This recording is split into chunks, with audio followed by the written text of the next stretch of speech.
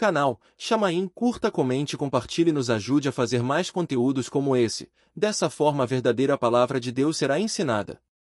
Seu incentivo me ajudará a lutar contra o câncer. Bom estudo e muito obrigado. Que o Senhor te retribua pela sua caridade. A origem das línguas e as nações em Gênesis 10 e 11, exegese completa. 1. Introdução ao contexto bíblico.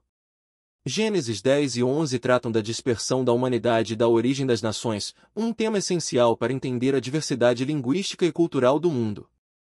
Gênesis 10 apresenta a tabela das nações, listando os descendentes de Noé e como cada grupo se espalhou pela terra, formando diferentes povos. Gênesis 11 descreve a Torre de Babel, o evento que causou a divisão das línguas e forçou a dispersão dos povos.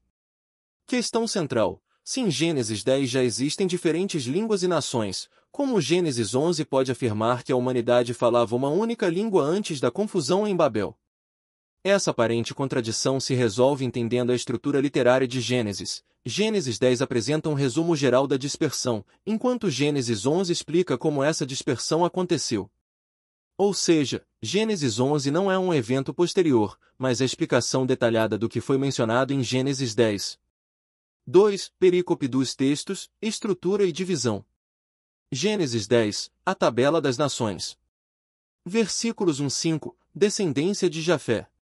Versículos 6-20, descendência de Cã. Versículos 21-32, descendência de Sem. Destaque importante: cada descendência termina com a frase: estes repartiram-se nas suas terras, cada qual segundo a sua língua, segundo as suas famílias, entre as suas nações. Gênesis 10, 5, 20, 31. Isso mostra que a dispersão já era um fato histórico no tempo do autor, mas Gênesis 11 explica como isso ocorreu. Gênesis 11, 1, 9, a Torre de Babel. Versículo 1, toda a terra tinha uma só língua e um só modo de falar. Versículos 2, 4, a humanidade se une para construir a Torre de Babel. Versículos 5, 7, Deus intervém e confunde a língua dos homens. Versículo 8, 9, a dispersão acontece e Babel se torna um símbolo da divisão. Conclusão: Gênesis 10 descreve o resultado final da dispersão. Gênesis 11 narra o processo pelo qual Deus confundiu as línguas e espalhou os povos. 3. Exegese das palavras-chave no hebraico. Gênesis 11, 1, uma só língua. Vai Raiko Aret Safechat Udevarim Achadim. Análise das palavras. Safa, língua. Literalmente significa lábio, mas é usado para representar um idioma. Dabar, palavra, discurso. Aqui sugere unidade de pensamento e cultura, não apenas de idioma. Conclusão: a humanidade não apenas falava o mesmo idioma, mas também compartilhava uma cultura e objetivos comuns. Gênesis 11, 4, façamos uma torre cujo topo toque os céus. Vai Omeru Avaniven Elanuir Migdal Veroshu Bachamaim. Análise das palavras. Migdal. Torre. Vem da raiz, Gadal, que significa ser grande, engrandecer-se. No contexto da Mesopotâmia, refere-se a um zigurate, estrutura religiosa comum entre os babilônios. Chamaim, céus. Pode significar o céu físico ou a morada de Deus. Conclusão: os construtores de Babel queriam autonomia e glória própria, desobedecendo a ordem divina de espalhar-se pela terra. Gênesis 9, 1.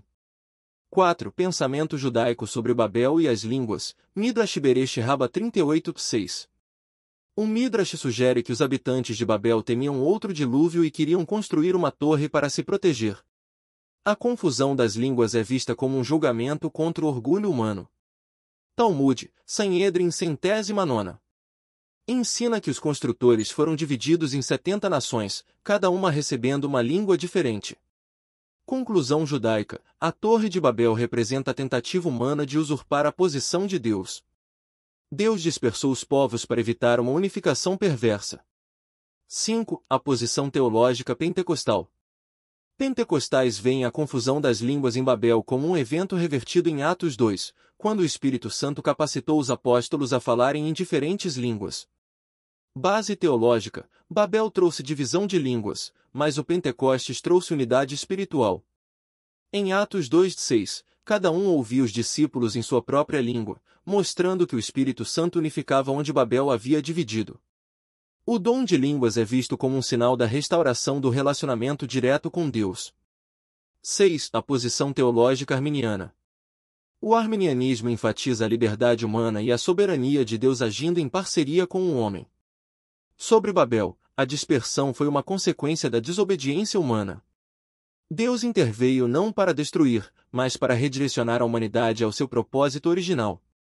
As línguas se tornaram uma barreira contra a concentração de poder humano opressor. Sobre Atos 2, o Pentecostes não apenas restaurou a comunicação, mas mostrou que Deus quer redenção para todas as nações.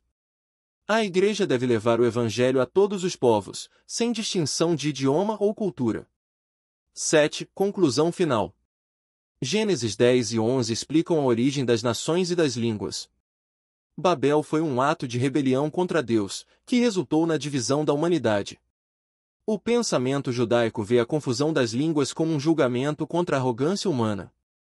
O pentecostalismo vê a dispersão como restaurada pelo dom de línguas em Atos 2. O arminianismo destaca que Deus respeita a liberdade humana, mas age para redimir a humanidade.